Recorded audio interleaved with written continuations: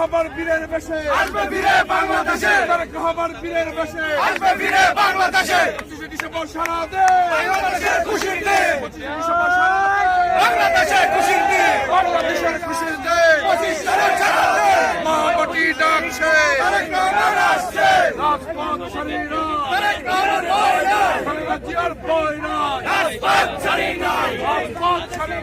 তারেক জিয়ার ভয় নাই, তারেক রহমানের মনোবল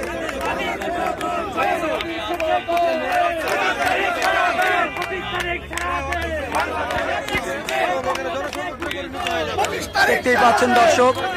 এই সেই রিক্সাওয়ালা